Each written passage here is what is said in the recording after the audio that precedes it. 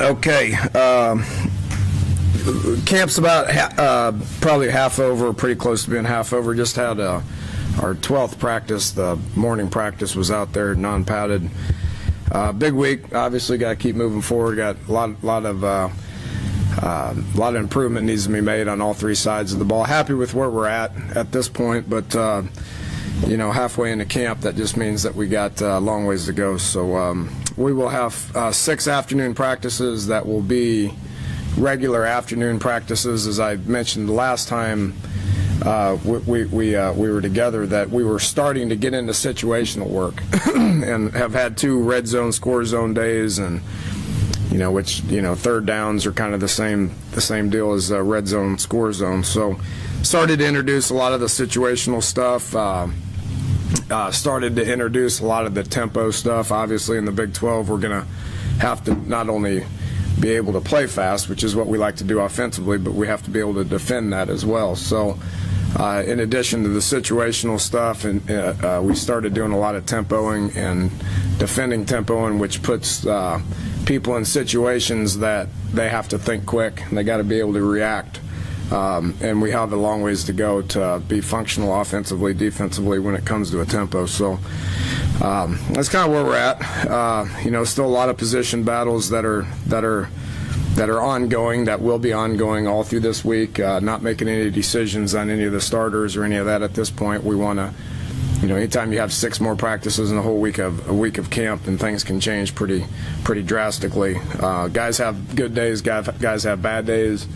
You're looking for guys that consistently can put a couple of good days together, which we're starting to figure that out, who those guys are. And if the guys have a bad day, then they need to regroup pretty quickly if they want to be in the hunt for a starting job or a backup role. So that's where we're at. Happy with where we're at. So open it up to some questions. Dana, besides quarterback, what other just positions do you think are the biggest questions in your mind in terms of battles? Corner. As we've talked a lot about corners, corner play. Travis Bell's transitioned, I think, very well. Icky Banks is playing probably as good as anybody. Daryl Worley's a guy that's got a tremendous amount of upside. Avery Williams is coming off of a year's worth of a neck injury, so he's getting better every day. Brandon Napoleon's maturing. Broderick Jenkins is kind of the veteran of the group, whether he can hold the younger guys off or not. So I think we got 6 quality guys there that need to continue to get better. Playing in the Big 12, the receivers are good. Lost a lot of good ones last year, and everybody's like, the Big 12 is minus a lot of star power. Well, that's not true. Nobody knows who they are yet. Big 12 is going to have plenty of receivers that can play, and that's a position that's challenging. So we got to get guys that are confident and obviously better than what we were playing with last year. Safeties, I think we're fine. Everything else is. You can say, well, receivers, we got a lot of bodies there, but it's the same thing at receiver as it is at corner. You got to find out who the guys are that are ready to take the next step. Don't know who that is yet.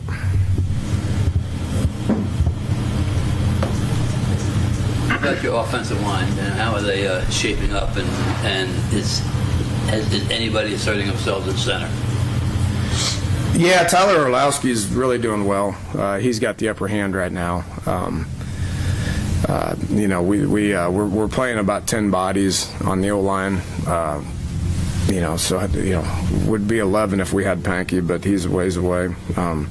I'd say Orlowski's kind of got the upper hand at center right now. It's between him and Matteo is the 2 that are taking the majority of the reps, and you're talking about 2 redshirt freshmen there, so both of them have a lot of growing to do. Tyler's probably a little bit ahead right now physically. Stone Underwood not ready? Well, we moved him to guard.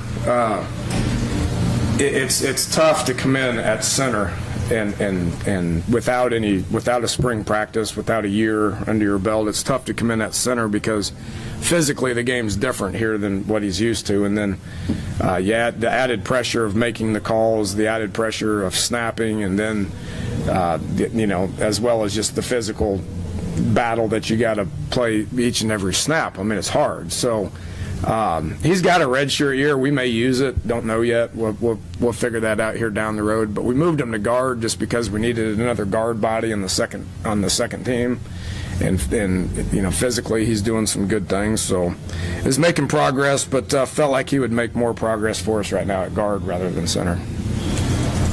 You said something earlier. You said Big 12 isn't minus star power. You just don't know the guys' names yet. Do you kind of feel the same way about your team? Yeah, absolutely I do. How are we going to score a point? I've been talking to our guys all the time. How are we going to score a point without the three of the best players that ever played the game here? I mean, and they were. I mean, obviously Stedman and Tavon, between the two of them scoring whatever 40-some touchdowns last year was obviously pretty good. That doesn't mean that we don't have guys on our roster that can't score touchdowns. So Big 12 lost a lot of receivers in the NFL last year, so there's some guys probably waiting in the wings or maturing or developing that we just don't know who they are yet. And yeah, I'll say that about our guys too. I think we got some guys that are going to develop into pretty good players.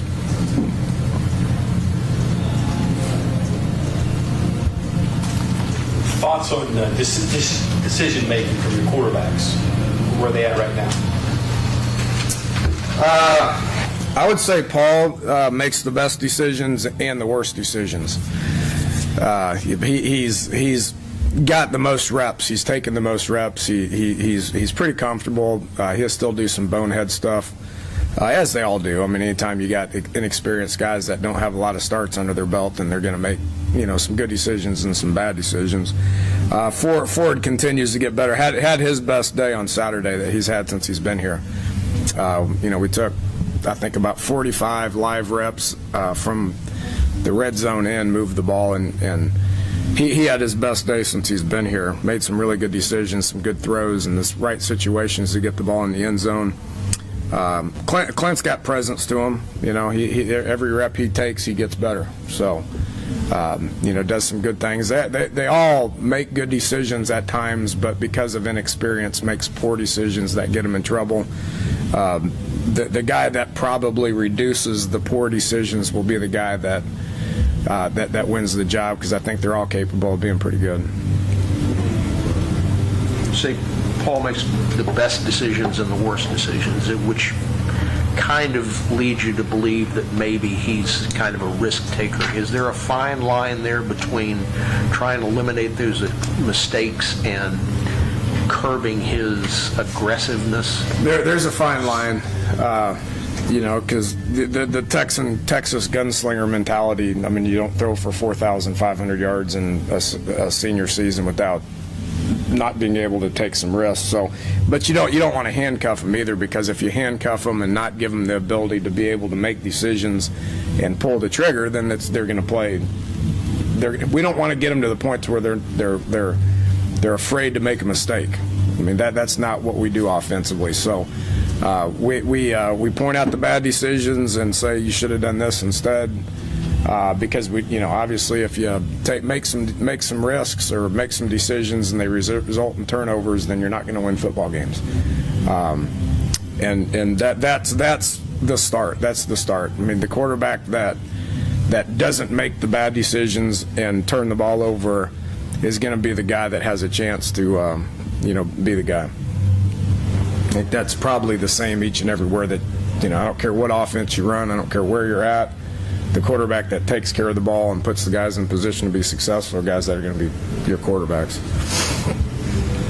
Dana, along those lines, Ford hasn't played, and for lack of a better phrase, he doesn't know any better, so he's going to let it loose because he hasn't had the negative side of some things. Can that be a good thing for him in this? Because rather than him thinking or hesitating, he'll let it go, and maybe it works, maybe he learns it, maybe he only makes a mistake once.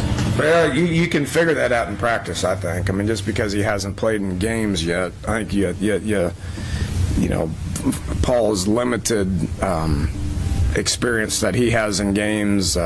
Clint's played in just a handful of games, so he's got limited experience in games, especially in our offense. So I view them all the same. I don't give any of them the upper hand to win the job based on whether they've played in a couple of games or whether they haven't played in a couple of games. I've said since day one that the guy that produces and plays the best in the practices and the situations that we put him in is going to be the guy that we go with come game one. So I don't take anything in account for what's actually happened on games for the last couple of years. It's all based on what they do in these situations that we put them in. How much is installing or introducing tempo, how much does that sort of things out? And if you have a guy who physically can make all the throws and decisions, but he's not as good as tempo, would you favor somebody who maybe isn't as good with the throws and decisions, but has a handle on the tempo? It will play. It will play some, in making the decisions. I mean, when you go fast, if you're able to handle it without, forgetting things or, making poor decisions, yes, that does bring some things to light. And we'll continue to put them in those situations here this week. Dan, you talked about the Texas gunslinger attitude or whatever. You spread the field, you throw the ball a lot. Do you consider yourself a conservative coach, though, rather than a gunslinger type coach? Because of the Compared to who?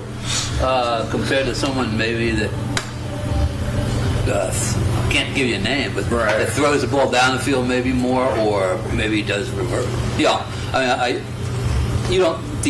taking chances, taking those kind of chances. Do you do that much, or do you? Yeah, I'm taking a few chances.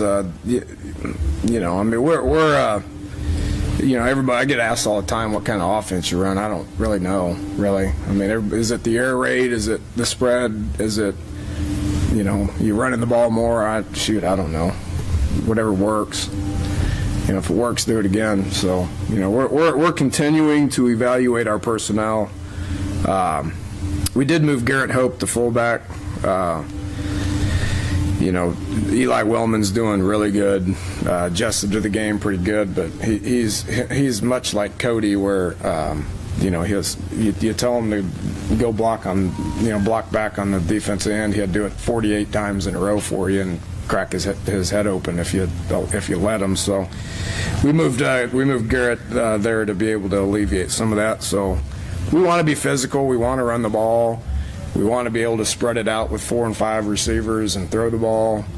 How much we do of each and every one of them kind of depends on what kind of success that we're having. So our offense can look like an old school pro style offense at times, but it can also look like a air raid, spread it out, play with tempo sort of thing. So I think you got to figure out what you're good at and just kind of start focusing on that. And I haven't figured that out yet. Danny, you mentioned Garrett Hope and Stone Underwood. Have you moved anybody else around that you can think of? No, other than maybe like inside backer to outside backer or inside receiver to outside receiver. Nothing drastic from offense to defense or vice versa. And have you given much thought as to what the 8th official will do in regard to how you want to go tempo-wise? Because it would seem as though that's going to allow you to go quicker. It will. When we experimented with it in I don't remember if it was a spring game or if it may have been the spring game or one of the scrimmages prior to the spring game. They brought their crew. The Big 12 brought a crew, and we had the 8th official out there. And I was out there, if you remember, too. I was out right behind the quarterback calling sacks, and so I was kind of watching how it unplayed, how it was in the back judge or who's the guy behind the quarterback? Is he the back judge? I always get those guys mixed up, but the referee. Okay, yeah, you guys know more about I ignore these guys, but the guy that's sitting behind the quarterback, the guy that usually spotted the ball. I mean, I felt so bad for that guy at times over the last couple of years because, he'd have to hold it or he was getting out of there and we're snapping it, and then he can't sit there and focus on what's going on, So watching it in the spring, and we tempoed a good bit that specific day, whether it was the spring game or the previous one. He was just back, and I was talking to him the whole time. He's like, man, this is going to be great because he can help dictate when there's subs, when there's not subs, if the guy needs to get out of there. Focus more on false starts, focus more on misalignments, have his wits about him as far as protecting the quarterback or holding calls. I think it's just going to be more efficient. From a tempo aspect, is it going to allow us to play faster? I felt like you could play pretty fast regardless if there was 7 out there or 8 out there, but I think they're going to make better decisions. It'll help them make better decisions. Fully support it. How's that going to work for non-conference games? Again, I don't think it will affect anything that we do, trying to snap the ball, we're still going to play the same game that we always play. But when we're in conference, I think we're going to see that they're going to make better decisions because they're going to have their wits about them, as opposed to being rushed and hurrying up and getting out of the huddle or whatever it is. So you think it's going to be more of a matter of efficiency, Yes. officiating, rather than increasing the tempo? Because they're Correct. snapping some plays off within 9 seconds in certain places. Yeah, I think you can do that regardless. I mean, the Big 12 allows you to do it. The SEC probably is going to be a little bit slower getting out from over the ball. I think they can see pretty quick. I mean, I don't ever try to sub and go fast. I don't try to break that rule. But if we want a tempo, then we're going to keep the people in the game. As soon as the snap's over, they're going to know that they're going to hurry up and line up, and we're going to snap the ball as soon as we can, which will be, somewhere between 10 and 15 seconds. That to me is easy, and I don't think it matters if there's 7 or 8 guys out there. But I do think that we're going to get better play. It's a great song, by the way. When they play everything in the weight room, it just floods in here, and we can listen and enjoy it. I don't even know why they have these speakers in the corner over here. Just tell the weight room to play the music. We showed this video to our team this morning, too. It's a great video. Did I sing it? Boys of Fall? Come on, you haven't seen that? I tell you, it's the very last picture is Bear Bryant. He says his team, he goes out there and he puts his hat on, he looks at the chalkboard, final little thoughts before he goes out onto the field. And so I asked our team, I said, how many of you guys know who this last guy was? And about 10 to 15% of our team raised their hand. I go, you got to be kidding me. 85% of our team didn't know who Bear Bryant was. Just got to educate them. What do you think Bear Bryant would think of the football that you play? Successor doesn't like it very much. But It'd probably blow his mind. Probably, it's quite a bit different. Yeah, it's probably pretty different. Yeah. So. All right, thanks, Coach. All right, appreciate it, guys.